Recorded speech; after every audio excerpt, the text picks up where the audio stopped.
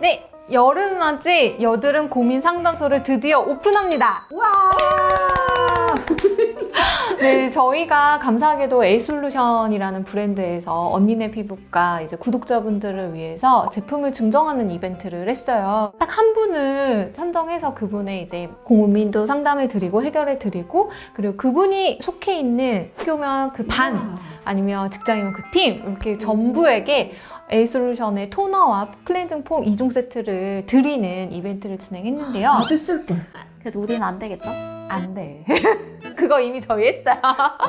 감사하게도 네. 굉장히 많은 분들이 사연을 보내주셨어요. 그래서 저희가 사연을 고르는데도 굉장히 고민을 많이 했고, 저희가 에이솔루션과 협의를 통해서 저희가 선정하신 분들에게는 모두 제품을 증정해 드리는 걸로 되었습니다. 네. 에이솔루션 감사드리고요. 축하드립니다. 네네. 일단 그래서 저희가 사연을 몇 개 소개해 볼 건데요. 저희 그 이벤트 취지에 딱 맞는 사연이 들어왔습니다. 학교 선생님들이 사연을 보내주셨는데요. 일단 고3 담임인 선생님 한 분이랑 고2 담임인 선생님 한 분이 보내주셨습니다. 사연을. 두 분의 그 고민이 같았어요. 사연을 빠르게 읽어보겠습니다. 네, 마스크를 쓰고 난 뒤 턱 주변에 여드름이 많이 생깁니다. 여드름도 종류가 다른데 빨갛게 농포가 보여서 너무 짜고 싶은 여드름도 있고 아예 보이지 않고 피부 아래에서 딱딱해지는 경우도 있어요. 이건 정말 마스크를 벗지 않으면 해결이 안 되는 건지 궁금합니다. 좋아졌다 나빠졌다를 반복하면서 계속되고 있거든요. 그리고 저는 고등학생을 가르치는 선생님, 30대시라고, 네. 인데 아무래도 학생들, 고2 때 학생들이랑 마스크 때문에 겪는 트러블 문제가 좀 다른 것 같습니다. 점점 더워지는 날씨 속에서도 모두가 하루 종일 마스크를 쓰고 학교 생활을 하다 보니 다들 피부 상태가 고민이더라고요. 그래서 연령대별로 같은 마스크를 착용하더라도 그 여드름이 생기는 원인이 다른 건지 아니면 피부 관리 방법이 다른 건지 뭐 이런 것들이 궁금합니다. 여고생들과 선생님의 고민을 해결해주세요 라고 보내주셨어요. 근데 선생님 되게 중요한 얘기를 하셨어요. 아이들하고 내 여드름은 다르다. 달라요. 사춘기 친구들, 네. 이제 보통 고등학교 때까지는 주로 피지가 많이 분비되는데 어딜까요? 소위 말하는 코, T존. 그렇죠. 예, 우리 또 유명한 단어. 참 누가 만들었는지 기가 막히게 여기, 여기, 네. 그다음에 이쪽 이런 데 주로 많이 생겨요. 이마나. 성인으로 갔으면 주로 어디 생기게요? 여기? 이런데 턱. 왜 그럴까? 주변. 네. 입주변. 그러니까 이거는 약간의 염증성 반응이 더 그러니까 더 심하게 된 거고, 이쪽은 약간 균들이 더 잘 자라는 환경. 저희 이제 여기 그렇게 기름이 아주 많지는 않아요. 그들처럼. 그들은 거의 막 그 산유국의 수준으로.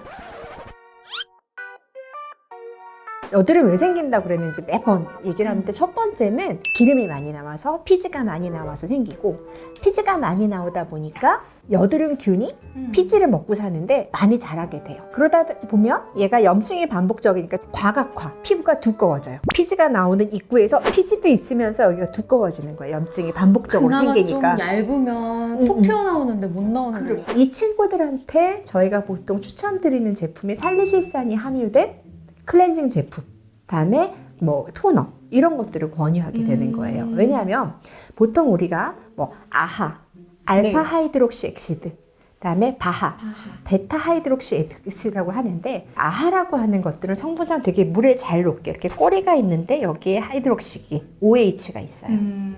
물에 잘 녹아서 박피할 때 좋아요. 각질을 정리하고 물에 녹아서 겉에를 정리하는 데 되게 좋은 편인 거고, 살리실산 같은 경우에는 이게 방향족이라고 해요. 이렇게 육각형으로 되어 있는 거기에 하이드록시기가 달라서 조금 더 깊게 들어가기도 하고 피지에 대한 어떤 작용하기가 조금 더 좋아요. 근데 얘도 깊이 들어가기 때문에 자극이 잘 되기는 해요. 네. 일단 살리실산이 있는 것들이 피지가 많은 여드름, 다시 말하면 젊은 여드름에 조금 더 효과가 좋을 거예요.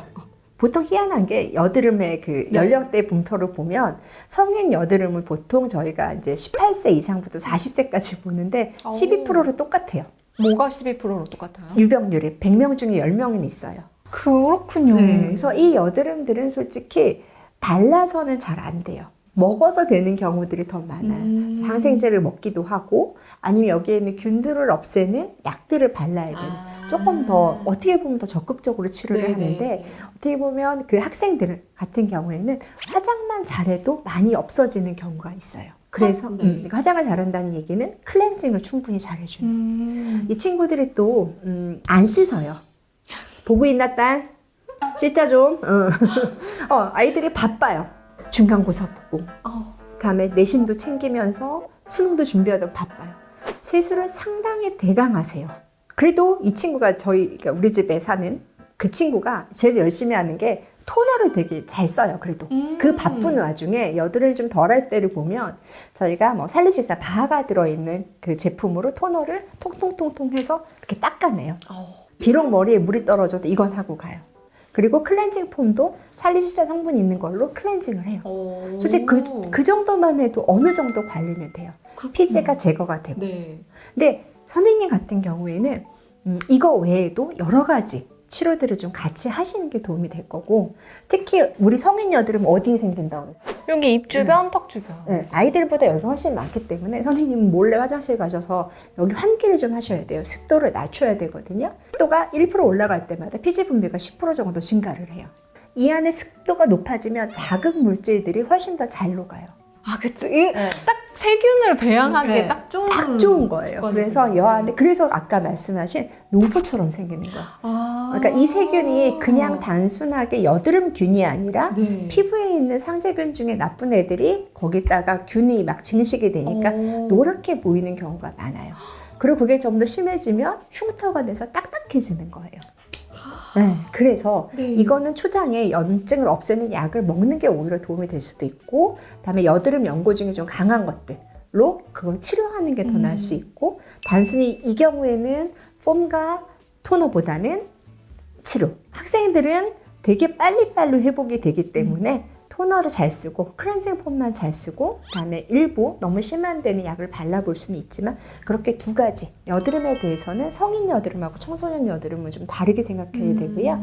성인 여드름 중에도 난 여기가 좀 많이 난다.